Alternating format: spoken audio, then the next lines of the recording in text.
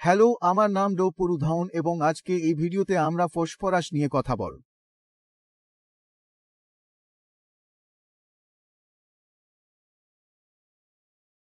Phosphorus যদি আপনার রক্তে বেশি থাকে তবে কিডনি বিকল রোগীকে কিভাবে ক্ষতি দিতে পারে? ফসফরাস নিয়ন্ত্রণ করা কিডনি বিফলতার রোগীর জন্য গুরুত্বপূর্ণ। এটি খুব প্রয়োজনীয় নয়, কেবল প্রয়োজনীয়। কারণ যদি কিডনি বিফল রোগীর রক্তে ফসফরাসের পরিমাণ বেশি থাকে তবে এটি তাদের জীবনে সমস্যা সৃষ্টি করতে পারে। এখন আমরা বুঝব শরীরে ফসফরাস কোথা থেকে আসে।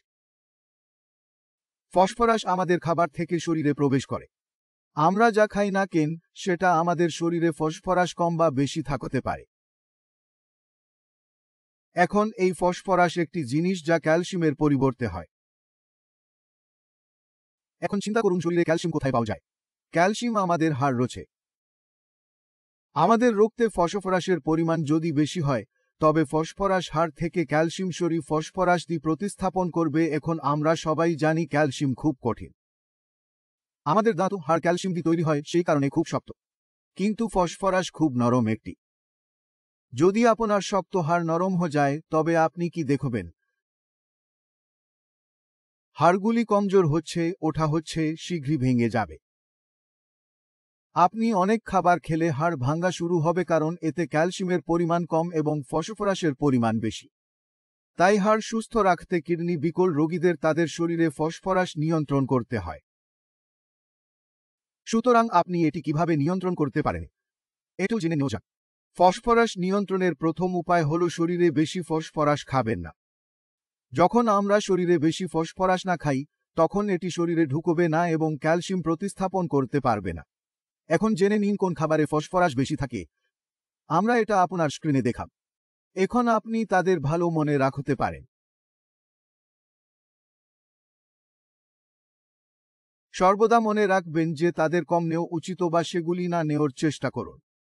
কিন্তু আমাদের মনে রাখতে হবে যে ফসফরাস এত সাধারণ জিনিসের মধ্যে রয়েছে যে আমরা যদি ফসফরাসকে নিয়ন্ত্রণ করতে চাই আমরা এটি করতে পারি না, কারণ ফসফরাসের সাথে আরো গুরুত্বপূর্ণ জিনিস আছে যা আসে।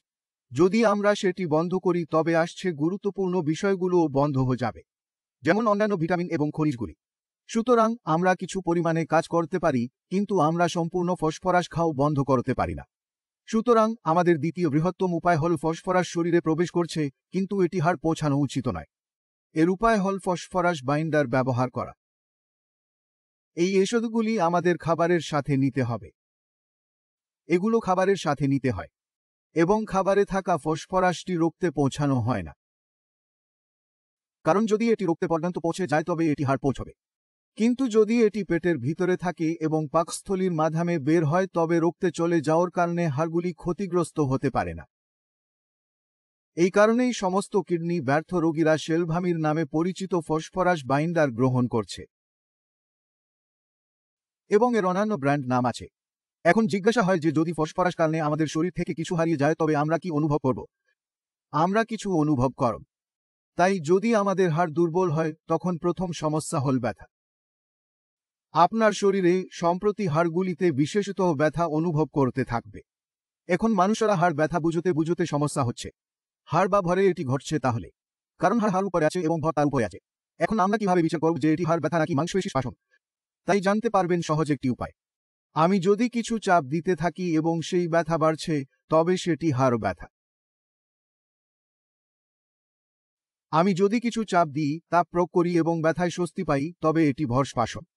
তাই যদি কেউ পিঠে ব্যথা হয় তাকে আমার পিঠ চাপ দেওয়ার বলুন, হালকা হাতে 2 হাতে। যদি ব্যথা দেখা যায় তাহলে প্রেসার বাড়ছে এবং ব্যথা বাড়ছে তাহলে হাড় ব্যথা হচ্ছে। এর মানে হল আপনাকে ফসফরাস বাইন্ডার নিতে হবে এবং হাড়গুলি জোড় করতে হলে ক্যালসিয়াম খেতে হবে। হাড় ক্যালসিয়াম জোড় করতে আপনাকে ভিটামিন ডি খেতে হবে।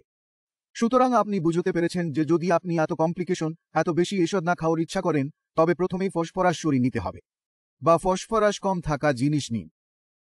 এখন কিডনি ব্যর্থতার রোগীদের ব্যথা দেখলে আপনাকে কিছু জায়গা জানতে হবে যেখানে আপনি এটি বিচার করতে পারেন। প্রথমটি হল পেট, কারণ আমরা উঠি বসি সবকিছু পিছনে হচ্ছে।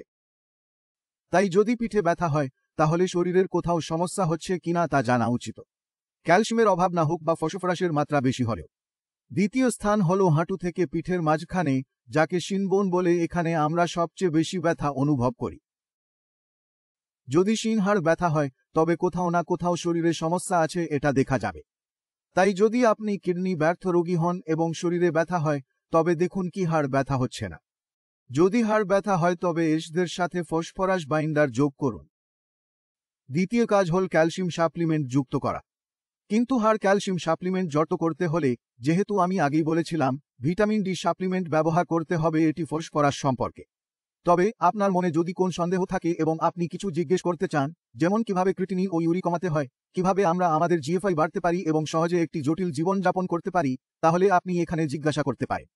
সেই জন্য আমি চাই আপনারা এই চ্যানেলের সব ভিডিও একটি একটি করে দেখুন। আপনি শুরুতেই বুঝতে থাকবেন যে আপনার শরীরে কি সমস্যা রয়েছে এবং সেটি কিভাবে ঠিক করতে হবে।